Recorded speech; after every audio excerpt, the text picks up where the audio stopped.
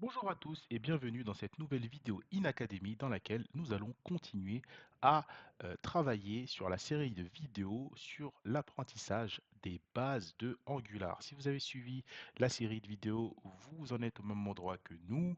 On avait vu les HTTP Client, donc là on va continuer sur une autre notion qui est tout aussi importante, les observables. Donc avant de commencer, vous pouvez vous rendre sur notre site internet inacademy.com sur lequel vous pouvez retrouver nos cours. Vous avez nos vidéos qui sont disponibles, l'onglet contact pour pouvoir nous contacter, poser des questions si vous en avez. Je prends toujours le temps de répondre à tout le monde. Euh, et vous pouvez également ajouter la cloche pour être au courant des prochaines vidéos qui sortiront, mettre un pouce bleu pour soutenir ou mettre un commentaire en dessous des vidéos pour poser des questions s'il y a une explication que vous n'avez pas compris. Pour ce qui est des citations, on n'en aura plus besoin. Je vais pouvoir donc supprimer ceci. Et aujourd'hui, comme le nom de la vidéo l'indique, donc ça on peut supprimer également, on va parler des observables.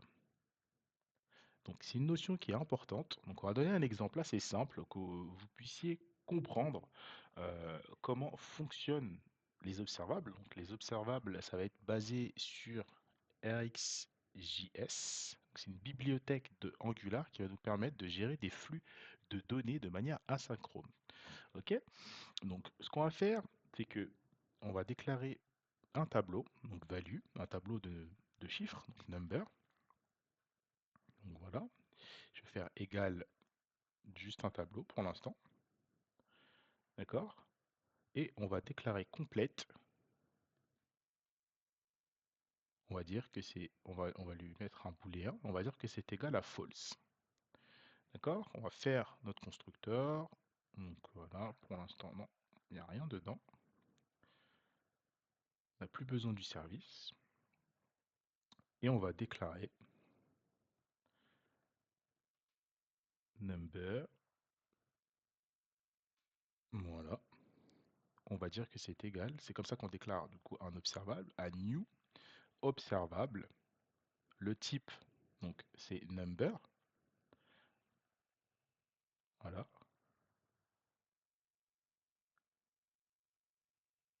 Et à l'intérieur, ce qu'on va faire,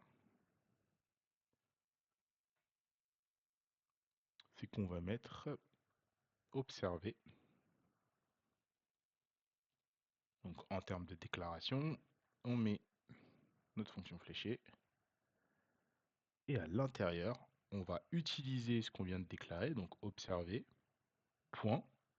Et on va mettre next 1 pour lui donner une valeur. D'accord? Oui, implicity, oui, any, effectivement. Moi, je peux le mettre de manière explicite. Et là, il nous demande de faire un import d'EricJS. Voilà. Suite à ça, on va lui donner encore une autre valeur, 2. On va aller jusqu'à 4. Ok? Voilà. Et ensuite, ce qu'on va faire, c'est qu'on va mettre complète pour dire que c'est terminé, que la valeur c'est bon et terminé. Une fois qu'on a fait ça, il va falloir subscribe, comme on dit, de la même façon qu'on avait souscrit à notre appel API. Là, on va souscrire cette fois-ci à notre observable. Number, voilà, subscribes. Donc du coup, il manque du coup la fermeture du crochet à l'intérieur. On va lui mettre next value et il va falloir dire que this.value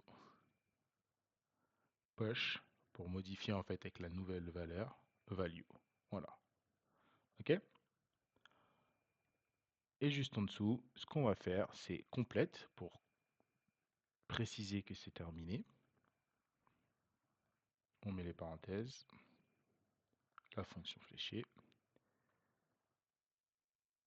this.complete égale true, vu que c'est terminé. Ok?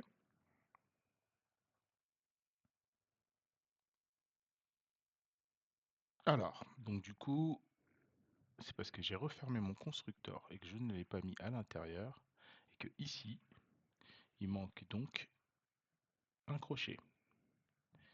Donc voilà, une fois que ça, c'est fait,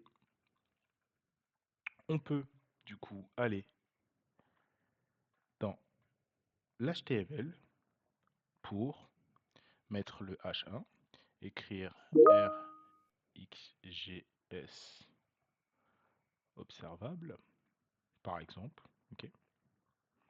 On peut mettre des UL. À l'intérieur, on va mettre les LI. Et on va faire, en fait, une boucle avec ngFor. Voilà. Et à l'intérieur, on va mettre let value of value, donc notre tableau. Et à l'intérieur, ce qu'on va mettre, c'est notre value. D'accord?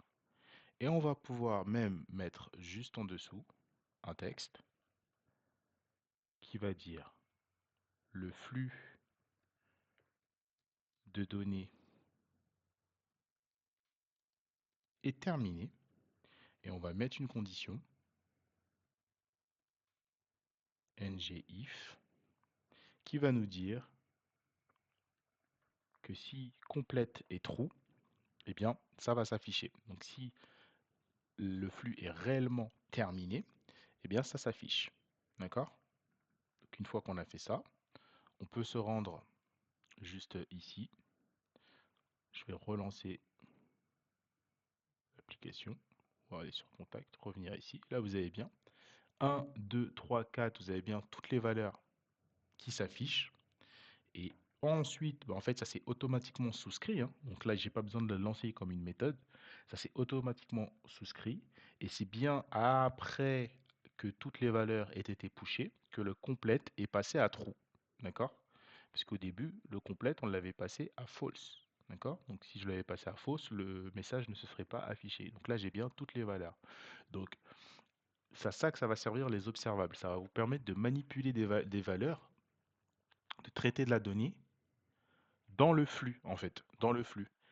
Parce que plutôt que de le faire un à la main, vous pouvez avoir des valeurs qui vont arriver vraiment en même temps, en fait, qui vont arriver en même temps. Et là, j'en ai mis 4, j'aurais pu en mettre 100, 200, 300.